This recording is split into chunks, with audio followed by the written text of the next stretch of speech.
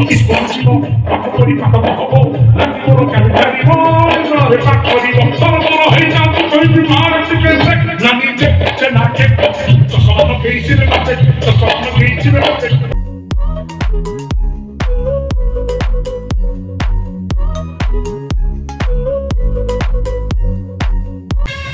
গোপন প্রণয় ভারি ভাল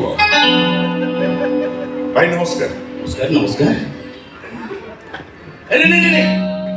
থাউ থাউ কোন দব না থাউ ଗୋଟେ ଜୁଆର ହଉଛି ମୋତେ ଆଶୀର୍ବାଦ କରିବ ନା ଆଉ ବଡ଼ ଶଳା ହବ ହିସାବରେ ପୁରା ତମେ ଆଚ୍ଛା ଶାଳକ ମହୋଦୟ କ'ଣ କେମିତି ହଠାତ୍ ଚାଲି ଆସିଲ ନାଇଁ ଏମିତି ଚୌକି ବ୍ୟବହାର ନେଇ ଆସିଥିଲି। ଓହୋ ଚୌଠି ବ୍ୟବହାର ଚୌଠି କାହାର ତମର ତମର ବିକ୍ରମ ତମେ ଏମିତି କ'ଣ କହୁଛ? ଯୋଉଟା ଦେଖିଲି ସେଇଟା କହିଲି ଆରେ ଚୌଠି ମୋର ମୁଁ ଟିକେ ହୁନୁ ହୁନୁ ହବା କଥା ତମେ କ'ଣ ଏଠି ସାଲ ସାଲ କଲର ହଲଣି ପବନରେ ହୁନୁ ହୁନୁ ହଉଛ କ'ଣ ବାହା ନ ହେଇକି ମୋ ଅପା ସାଙ୍ଗରେ ଚୌଠି କାମଟା ସାରିଦବ ବିକ୍ରମ ମୋ ଲୋପାକୁ ଭଲ ପାଏ ମୁଁ ତାକୁ ବିବାହ କରିବି। ମରିବୁ ମୋ ଅପା ଉପରେ ନଜର ପକେଇଛୁ ମାନେ ତୋର ମରିବାଟା ସୁନିଶ୍ଚିତ ଯଦି ଭଲ ଦଶା ଅଛି ମୋ ଅପାର ଜୀବନ ପରିଧି ଭିତରୁ ବାହାରି ଯା ଜୟଦେବ ମିଶ୍ର ଆଉ ଯଦି ନ ଯାଏ କୋଉ ନାଗକୁ କୋଉ ପଦ୍ମକଳା ଦରକାର ସେଇଟା ଏ ବିକ୍ରମ ବଳିଆର ସିଂକି ବେଶ ଭଲ ଭାବରେ ଜଣା ଆଉ ତା ଛଡ଼ା ତୁ ତ ନାଗ ନୁହଁ ଧଣ୍ଡ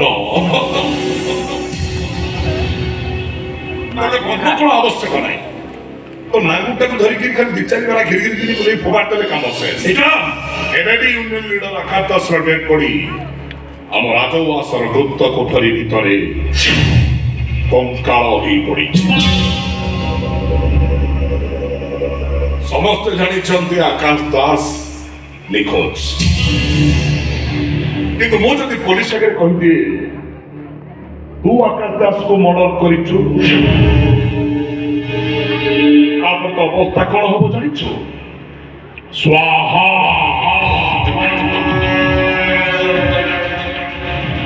ତମେ କ'ଣ ଧମକ ଧମକ ନୁହଁ ଯୋଉଟା ଘଟଣା ସେଇଟା କହୁଛି ମୋ ଅପା ପିଛା ଛାଡ଼ିବୁ ନହେଲେ ନିଜର ଜୀବନ ଆଶା ଛାଡ଼ିବୁ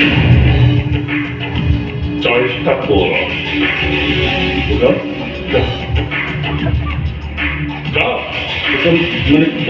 ଖାଇଛ ମାଛ ହେଇଛି ଖାଇ ଦେଇଯିବ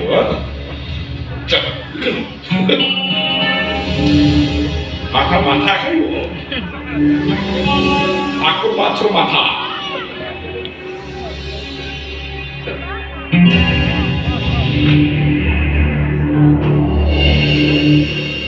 ମଣିଷ ଗୋଟେ ବାହାନା ଭାବିଲା ଫାଷ୍ଟ ଟାଇମ୍ ଚଉଠି କରିବ ଗୋଟେ ଅଫିସିଆଲ ମେଣ୍ଟେନ କରିବ ସେ ହେଇପାରିଲାନି ଆଉ ଆଇଲା ଗୋଟେ ଟେନସନ ଦେଇ ଗଲା ପୁଣି ଆଉ ଛାଡ଼ ମାଇଣ୍ଡ ତମେ ଏମିତି ବାସର ଘର ଛାଡ଼ି ଉଠି ଚାଲି ଆସିଲ କ'ଣ ପାଇଁ ନାଇଁ ସେ କଥା କ'ଣ କି ଅପା କହିଲେ ଏମିତି ଲାଜ ବନ୍ଧେଇ ଘର ଘରେ ବସି ରହିବୁ ନା କ'ଣ ଯାହା ବିକ୍ରମକୁ ଡାକି ଆଣିବୁ ମତେ ଡାକିବା ପାଇଁ ଆସିଛ ହଁ ଡାକୁ ନା ଚାଲ ଆଉ ଥରେ ଚାଲ କୁଆଡ଼େ ଭିତରକୁ ଭିତରକୁ ବାପ ଆଚ୍ଛା ଭିତରକୁ ଗଲେ ସବୁ କ'ଣ ହବ ତମେ ଆଗ ଆସିବ ଗୋଟେ ମୁଣ୍ଡିଆ ମାରିବ ହଁ ମୁଁ ତମକୁ ଆଶୀର୍ବାଦ କରିବି ଆୟୁଷ୍ର କରି ହେଇଥାଉ ପାଚିଲା ବେଳେ ସୁନ୍ଦର ଲଗାଉଥାଉ ମୁଁ ଷଣ୍ଢ ହେଇ ବୁଲୁଥାଏ ତାପରେ କ୍ଷୀର ରଖିଦେବ ମୋତେ ପିଇବା ପାଇଁ ଦବ ସେ କ୍ଷୀରରେ ହଳଦୀ କେଶର ସବୁ ମିଶେଇଥିବ ରାତି ସାରା ଗୋଟେ କଷ୍ଟ କାମ ହବ ନା ଟିକେ ଏନର୍ଜି ଦରକାର ଦେଖ ମୁଁ ସୁସ୍ଥ ସବଳ ଅଛି ତମେ ବରଂ ଦୁର୍ବଳ ଅଛ ସେ କ୍ଷୀର ତକ ତମେ ପିଇବ ମୁଁ ପିଇବି ହଁ ଆଉ ସେ ପୋଡ଼ା ନଡ଼ିଆ ସେଟା ବି ତମେ ଖାଇବ ମୁଁ ଖାଇବି ମୁଁ ପିଇବି ଆଉ ତମେ ମୁଁ ମୋର ବହୁତ ଜିନିଷ ଖାଇବି ପିଇବି କ'ଣ ଅସୁବିଧା ଅଛି ଆଚ୍ଛା ଆଗରୁ କେବେ ଚଉଠି କରିଛ ବିକ୍ରମ ଗୋଟେ ଏକ୍ସପିରିଏନ୍ସ ନଥିଲେ ଗାଡ଼ି ଗଡ଼ିବ କେମିତି ଟ୍ରେନିଂ ନେଇଛ ଡ୍ରାଇଭିଂ ନାହିଁ ବିକ୍ରମ ନେଇ ନା ଆଜି ମୁଁ ଶିଖେଇ ଦେଇ ତମକୁ କିଛି ଅସୁବିଧା ଆଚ୍ଛା ବାହାଘର ମାନେ କ'ଣ କହିଲ ବାହାଘର ମାନେ ହେଉଛି ଜୀବନର ସବୁଠାରୁ ପବିତ୍ର ବନ୍ଧନ ଯୋଉଠି ଦୁଇଟି ମନ ଦୁଇଟି ହୃଦୟ ଆଉ ଦୁଇଟି ଆତ୍ମାର ମିଳନ ହୁଏ ତମ ମାଷ୍ଟର କିଏ ତମକୁ ଏଇଆ ବୁଝେଇଛି ଶୁଣ ବାହାଘର ମାନେ ହେଉଛି ଦୁଇ ଜଣ ପ୍ରାପ୍ତବୟସ୍କ ଯୁବକ ଯୁବତୀ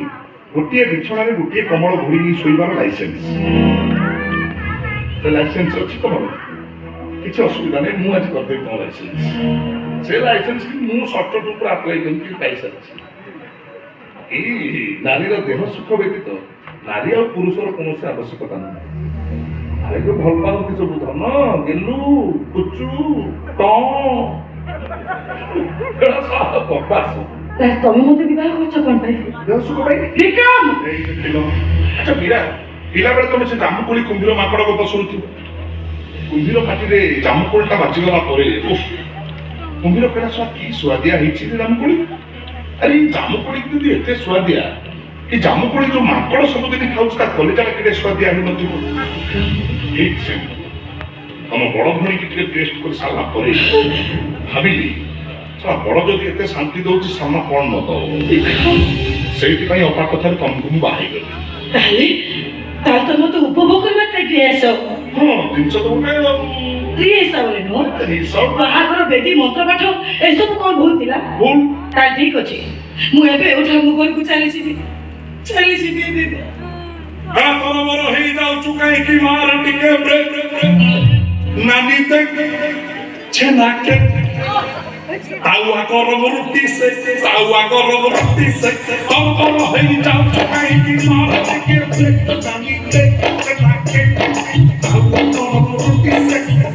ଗରମ ରୁଟି ସେ ନାନୀ ମୋର ପାଠ ପଢିବ ପଢି ମାଡମ ହବ ନାନୀ ମୋର କାଲି ଛାଡ଼ିବ ସିନେମାରେ ପାଠ କରିବ ନାନୀ ମୋର ସ୍କୁଲ ଯିବ ପାଠ ପଢି ମାଡମ ହବ ନାନୀ ମୋର କାଲି ଛାଡ଼ିବ ଘରେ ପାଠ କରିବ ତରବର ହେଇଯାଉଛି କହିବି ମାର ଟିକେ ବ୍ରେକ୍ ନାନୀ ଛେନା କେକ୍ ଚଷମା ପକେଇ ସିନେମାରେ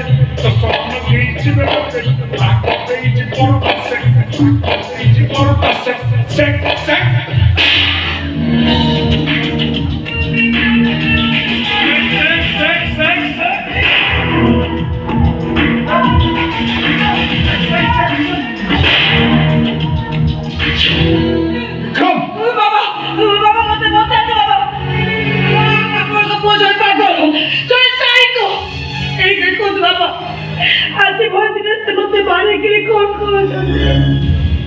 ରୁଟି ସେକିବୁନି ବାଟ ହବନି ମାଛ ଭାତ ପରଟା ସେକା ସେକ୍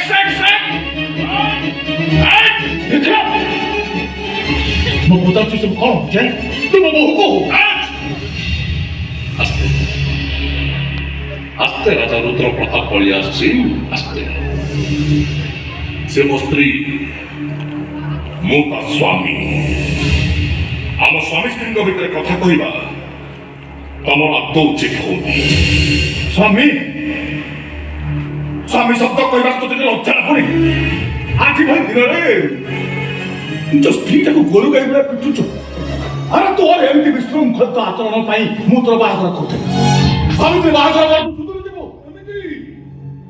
କେମିତି ସୁଧୁରିଯିବି? ମୋ ଦେହରେ ବା ତମ ରକ୍ତ ପ୍ରବାହିତ। ଆରେ ଗଛଟା ଯେତେବେଳେ ବିଷ ବୃକ୍ଷ ସେ ଗଛର ଫଳ ଅମୃତର ଫଳ ହବ କେମିତି? ବାପର ଚରିତ୍ର ଦୋଷ ରହିଲେ ମୋ କେବେ ଭଲ ମଣିଷ ହେଇପାରେନି। ତମର ତୁ ଚାହୁଁଛୁ ମୁଁ ଜଣେ ଚରିତ୍ର ହେଲ। ହଁ ତମେ ଗୋଟେ ଚରିତ୍ରହୀନ। ମନେ ପକାଅ ମୋ ବୋଉ ଯେତେବେଳେ ରୋଗ ବିଛଣାରେ ପଡି ଛଟପଟ ହଉଥିଲା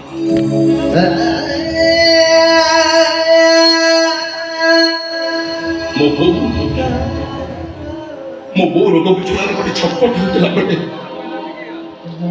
ତା ସେବା କରିବା ତ ଦୂରର କଥା, ତା ପାଖରେ ବସି ତା ମୁଣ୍ଡ ଟିକେ କେବେ ଆଉସି ଦେଇଛ? ମୋ ବୋଉ ସେମିତି ଛଟପଟ ହଉଥିଲା ବେଳେ ତମେ ନୀତି ନୂଆ ନୂଆ ନାରୀ ମାନଙ୍କ ସହିତ ରାତି କଟେଇଛ। ଆମେ ଭାଇ ଭଉଣୀ ଦି ଜଣ ମୋ ବୋଉର ସେ ଯନ୍ତ୍ରଣା କାତର ମୁହଁରେ ସେମିତି ବସେ ରହୁଥିଲୁ। ମୋ ବୋଉ ଆଖିରୁ ଯେତେବେଳେ ଯନ୍ତ୍ରଣାରେ ନିରବର ଦିଥର ଲୁହ ବହିଯାଏ ମୋ ଛାତିରେ ନିଆଁ ଲାଗି ଚାଲେ। ସହିପାରିଲିନି ମୁଁ। କେହି ନଥିଲା ବେଳେ ମୁଁ ମୋ ବୋଉ ମୁହଁରୁ ଅକ୍ସିଜେନ ମାସ୍କଟାକୁ ଖୋଲିଦେଲି।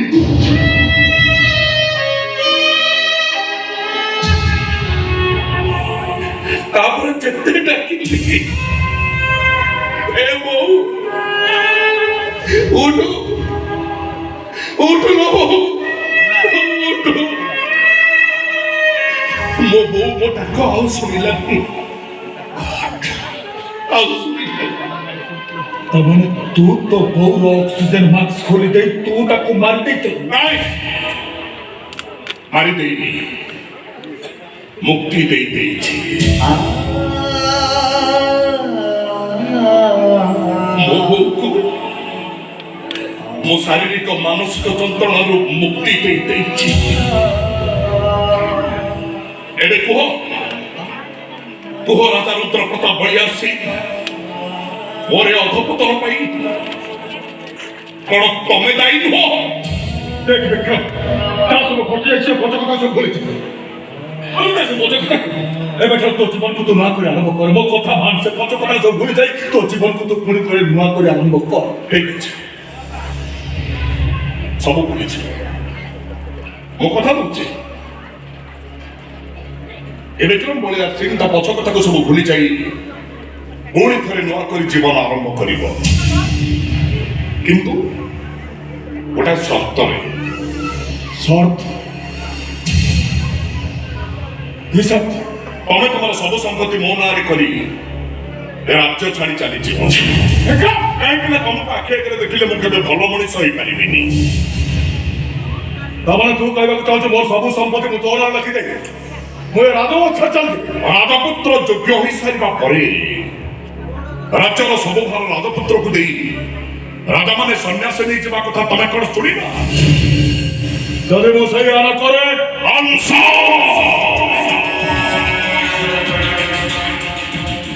ପୁରାଣ କଂସ ନିଜ ପିତା ଉଗ୍ରସେନକୁ ବନ୍ଦୀ କରି ସମ୍ରାଟ ପାଲଟି ଯାଇଥିଲେ। ଅଜାତଶତ୍ରୁ ନିଜ ପିତା ବିମ୍ବିସାରଙ୍କୁ ବନ୍ଦୀ କରି ସମ୍ରାଟ ପାଲଟି ଯାଇଥିଲେ। ଔରଙ୍ଗଜେବ ନିଜ ପିତା ଶାହଜାହାନଙ୍କୁ ବନ୍ଦୀ କରି ସମ୍ରାଟ ପାଲଟି ଯାଇଥିଲେ। ବିକ୍ରମ ବଳିଆର ସିଂ ଠିକ୍ ସେମିତି ରାଜକୁମାର ନୁହଁ, ରାଜା। ସେ ନୀତିରୁ ମୁଁ ବଦଳିଯିବି କେମିତି? ତାମାନେ ତୁ ମୋତେ ବନ୍ଦୀ କରିବି? ଭୁଲ କହିଲ ରାଜା ରୁଦ୍ର ପ୍ରତାପ ବଳିଆର ସିଂ।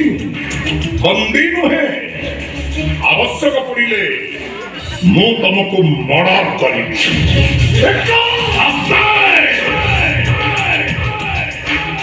ଆସ୍ତେ ରାଜା ରୁଦ୍ର ପ୍ରତାପ ବଳିଆର ସିଂ, ଏବେ ତମେ ଦୁର୍ବଳ।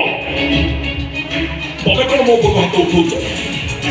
ଆଉ ଥରେ ମୋ ଉପରକୁ ହାତ ଉଠେଇଲେ এই অন্তরে পিটি পিটি তম পিঠির চমড়া উতারিতেছে।